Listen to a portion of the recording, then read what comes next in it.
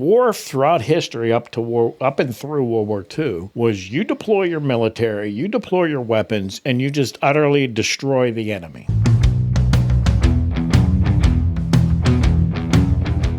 This whole isolationist doctrine is exactly what started World War II and World War I in the first place. Obviously, like when stuff everybody in the world has to interact with each other in some way, shape, or form. Mm-hmm. So you can't take an isolationist perspective on any of this. Now, do I agree that there has been some conflicts that we've gotten involved in for the wrong reasons? Mm-hmm. Absolutely. I mean, we've talked about it offline numerous times where I'm not saying I necessarily disagree with the war in Iraq and Afghanistan, but the reasons why is what I'm against. Mm-hmm. Now, I can be a little bit more single track frame of mind with some of these things, but at the same time, people forget the necessity of war in its entirety, and it's a tool and on your tool belt that's always available to make adjustments and get things done that need to be done. So war is like war in World War II.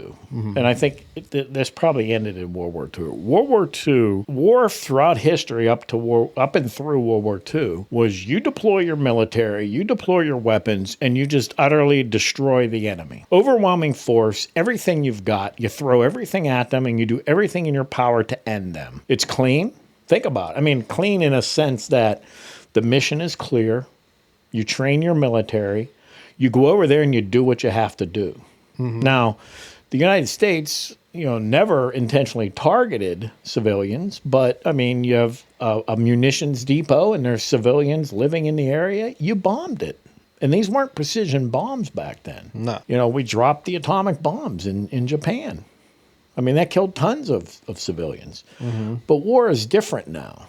So, it's not just about military might anymore. It's we saw this big shift in Vietnam when the press went into the war zone and sent back to America pictures and newsreel films and things of what it looks like when the United States is over there waging war. People getting killed and bodies mangled. And, it's similar to the problem law enforcement faces now where everybody has a video camera. Your average person on the street sees a violent encounter and they feel bad for the one getting, beat on, especially when the one doing the beating is a person of authority. But that's law enforcement. I mean, when your job is to take a person, a criminal, okay, just assume they're a criminal, and your job is to arrest them.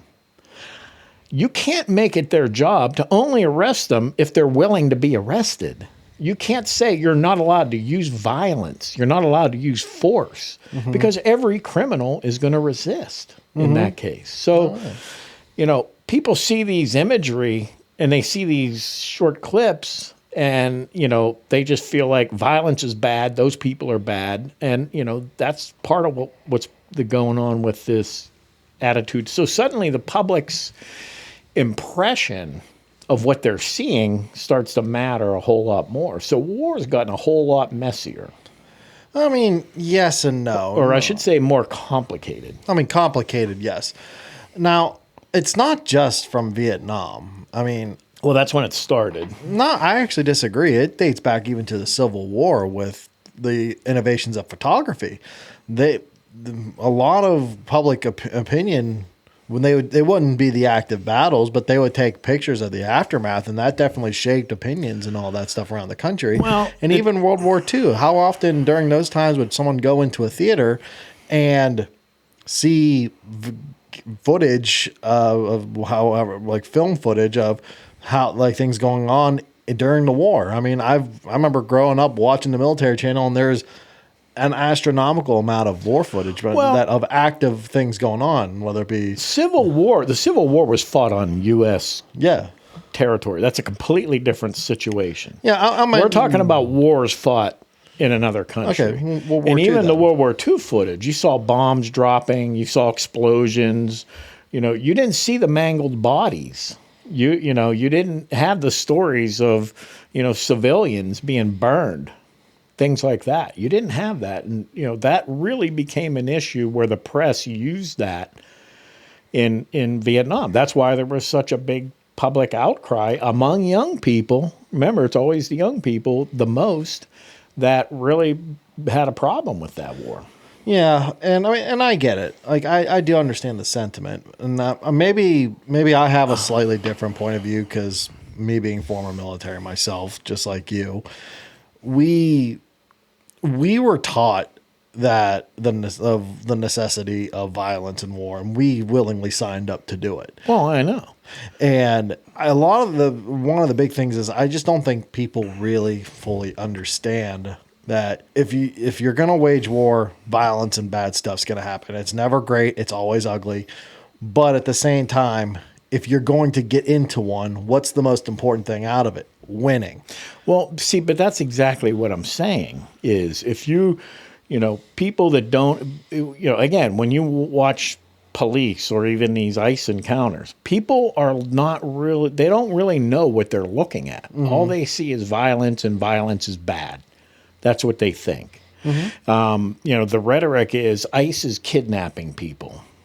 Okay, that's propaganda. I mean, they're arresting people. They release people too after they find out that they don't have a violation and things like that. But the point is, you now have people on the sidelines, people not involved, that don't have to, fight the wars, that don't have to enforce the laws, that we expect to be safe. We expect to be safe from crime, but then they're going to demonize the people that make it safe. Mm-hmm. And if you want the best recent example for whether law enforcement works or doesn't work, just look at the border numbers. Mm-hmm. Now, people, I mean, if you're a hardcore Democrat, you're going to hallucinate and not want to see this, but just look at the number. When Biden came in, that was perceived, regardless of what was said here, when, or whatever, that was perceived as a soft border policy, that you were going to be welcomed in because that's our duty. The border crossings surged. I mean, 10 million, 12 million, 14 million, whatever it was. And we were told that could not be fixed. We were told that they wanted, the Democrats tried to pass a law. And in that law, they were normalizing, making it legal, like, I don't know, million plus, million and a half, whatever the number was roughly at that time, they were going to make that the norm. We're just going to allow that many to come across. So, they said that, and then the Republicans shot it down. So they tried to use that in the campaign to say, see, they don't really want to fix the border because they won't give us the tools we need to close the border. Trump did it in basically 20 minutes.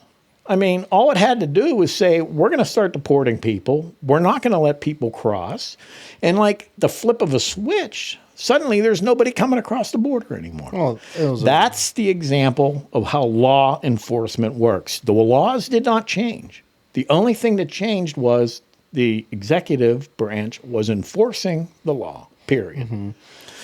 Yes, it's violent.